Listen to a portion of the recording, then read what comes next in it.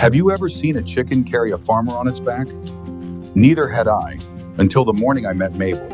Past an old oak tree and a leaning mailbox, there's a small American farm, the kind where the sun shows up early and the coffee smells strong. The farmer's name is Sam. Faded red cap, denim jacket, boots older than the road, and a heart like a front porch, always open. That morning, the fields were waiting, and Sam was tired. The drought had been hard.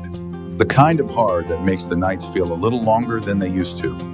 He leaned against the fence, sipped his coffee slow, and wondered how he was going to lift the day. That's when Mabel came waddling over.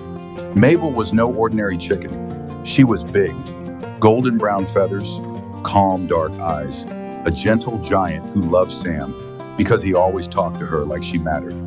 "Morning, Mabel," Sam said with a half smile. "I'm running a little slow today." Mabel tilted her head, considered, then crouched down, like a feathered bus pulling up to the curb. Sam blinked. "You want me to get on?" If a chicken could nod, she did. Sam carefully climbed onto her broad back, his hands finding purchase on soft feathers he'd never imagined as handlebars, and Mabel stood, proud as a parade float. They set off down the dirt path, past the barn and the scarecrow who'd never scared anyone, past the old tractor that had more stories than miles. Neighbors peered over fences, pretending not to look. A kid on a bike whispered, "No way," and Mabel just kept walking, steady as a promise. They reached the stubborn field, the one that hadn't been giving much lately. Mabel walked to the middle, turned to catch the light, took a deep breath, and sat. The sound that came next was the world clearing its throat. Mabel laid an egg. Not just any egg, it was huge and round and pale. The exact color of a hope you'd almost forgotten you had. Sam took off his cap. He didn't say a word, just stared, like the sunrise was trapped inside that shell. They waited, the wind still, as if the world was holding its breath with them. Tap, tap, a tiny crack, a tiny beak, a tiny foot, and then peep.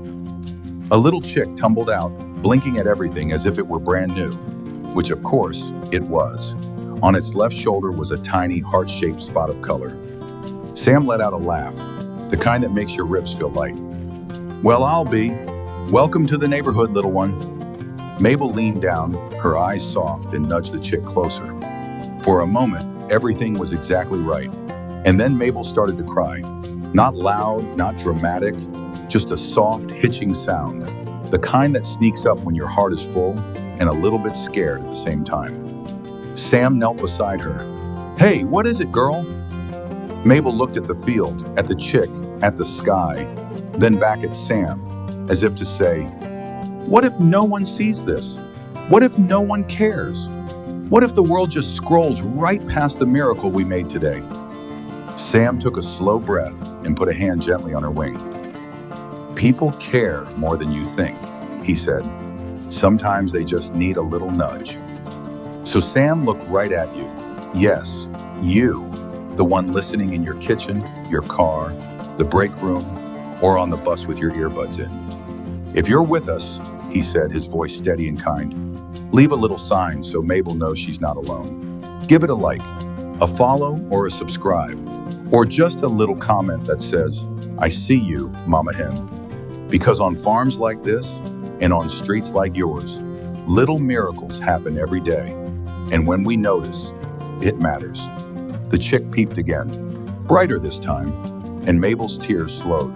She rested her cheek against Sam's shoulder, and Sam let the morning wrap around them like a warm jacket. Later, when the sun was higher and the coffee was cold, Sam, Mabel, and the brave little chick took the long way home. Not because they had to, but because some once-in-a-lifetime days you have to stretch all the way to supper. If this moment touched you, if it made you smile or breathe a little deeper, tap that heart, subscribe, and let Mabel know you saw the miracle. Sometimes the biggest things in the world arrive with the smallest peep.